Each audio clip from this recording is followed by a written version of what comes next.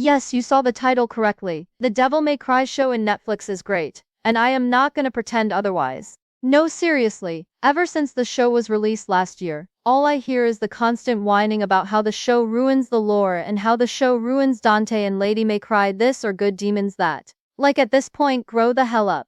Seriously, the one thing I hate in this world are these psychotic and narrow-minded purists who loses their mind every time one part of the lore is changed. They swear to you that the Devil May Cry show from MadHouse is great and so true to the franchise. Even though you got a depressed Dante, some little girl who is just there, and lame action due to very little budget. This is your Devil May Cry? Seriously? A show that can't even get its main thing right, which is the action. Which brings me to my next point, complaining about good demons. Seriously guys, y'all talk about Sparda being the only good demon as if we don't have Trish, a demon who is also good. If you love your original DMC anime so much, they also introduced a bunch of good demons, the students and the demon love. We should also count artificial demons like Lucia and Credo as good demons even though they are artificially made. Do those not ruin Sparda's lore? Or does it only apply in Netflix? Now let me tell you why the Netflix show is great. Adi never messed with Dante. Unlike the DMC Devil May Cry game, Adi Shankar knows what makes Dante great. He is cool, he is over the top, he is jovial, and he is funny. Among everything else, he is a good person who may pretend to not care, but he always helps people who may fear and hate him. Because he is human, you know something that the game touched on? Humanity being a source of strength and not weakness? You got Lady, who isn't just there to take L's. Yes, her cussing gets annoying but they chilled out with it on season 2. Giving her more stuff to do and rack up wins is actually a good thing. And in this show, the relationship between Dante and Lady builds up to something that people actually wanted, the Dante and Lady romance. And I see people complaining about it? Like what? This fandom always amazes me at times. Another thing I don't get is the audience fascination with the game version of Vergil. Yes, I know he is very cool and he has hype moments and aura. But like, that is all there is to him. He is just an edgy brother of Dante. I needed some extra material to understand why he hates Dante and why he is bad. And I am still figuring out how he managed to rizz up a lady to have Nero or how he managed to survive DMC 1 and still want smoke with Dante. My biggest problem with Vergil is that every time he comes as a playable character in these special editions, that is it. They never come up with a story that makes sense, what makes him tick, why he makes these life decisions. Instead it's just look, now you get to style on some old man as Vergil. Isn't it cool? And the only way you can explain it is that Devil May Cry doesn't really emphasize telling a story, it's just a power fantasy aimed at being cool. And sure, in a video game where you are hacking away at demons that is all you need. But if we are making a show we kinda need more. Going back to Vergil in the show, you understand why Vergil is the way he is. He lost his mom, he was tortured, he spent his life being manipulated by Mundus, he was trained to fully give into his devil side and hate his humanity. And he lives so long with demons that he eventually comes to accept them as his own. And by the end of season 2, he rises up against Mundus and protect Dante.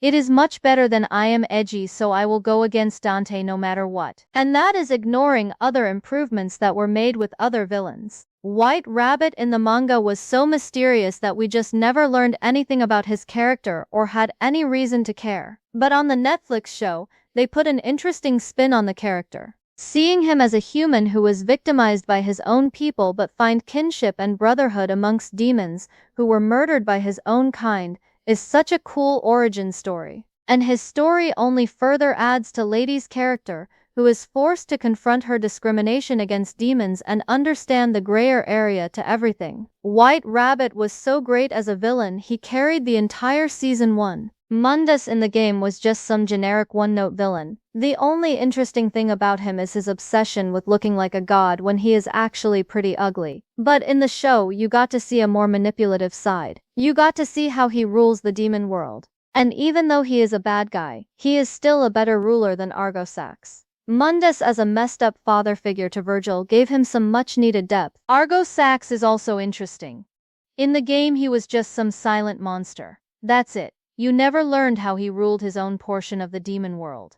But in the show, you actually got to see how someone like him can enforce his will. The whole montage of Arius's past lifetimes hints to his manipulative side, giving promises of godhood to guarantee his resurrection. And then there is of course Arius, the forgettable antagonist of a pretty bad Devil May Cry game. The only noteworthy thing about Arius in the game is his bad voice acting. But in the show, Arius was actually pretty threatening and pretty cool. We see him use his money to control the world and get everything his way. He schemes and plots, and things mostly go his way. And when things don't go his way or he gets aggravated, it is so satisfying to see. He is a powerful magician with cool abilities, but he is also prone to getting caught off guard and is beatable. His backstory of a nice boy who was controlled from the outside forces to become evil also makes him a tragic character, despite being an irredeemable villain who should be put down. Arius, in the show,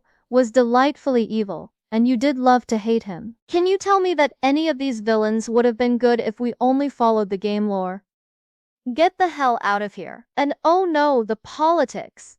Like Devil May Cry 4 did not have political themes of a heretical cult of human beings wanting to become demons for power. People complaining about politics don't really understand the show or the themes of the games. Arius, Sanctus, and Agnes are humans who want to or attain demonic power to become gods. They are humans, it's not different in the show. The whole point of humans invading hell actually works with the themes of the games, and I will make it as simple as I possibly can. Just like how there are good demons amongst the bad ones, there are bad humans amongst the good ones. The show does not make demons the victims and humans the perpetrators. The show treats everyone equally, that there are bad people in both sides and it should never take away from the good ones. Vergil and Dante, being the ones who belong to both worlds, have an arc where they have to understand that fact, and that gives this version of the story some much-needed goal that we need to see accomplished by the end. And most importantly, this show actually gives you action scenes that fits Devil May Cry. It has that over-the-top action scenes that aims at being cool instead of lame. The animation is top tier, and the music reminds me of my childhood. All in all, Netflix's Devil May Cry is not whatever these bozos who pretend to be Devil May Cry fans say it is. There's a reason this show keeps getting renewed for more seasons. Because more people watch and love this show than the fake fans who cry about it. Don't hinder the Shankar. You can like this video or don't. I don't really care. You can drop your opinions, but note that if you act dumb, I will bully you for it. One last thing, you will forever be a loser geek. The only thing you will have to a companion is a cucumber. Never forget that. Now let the rage begin.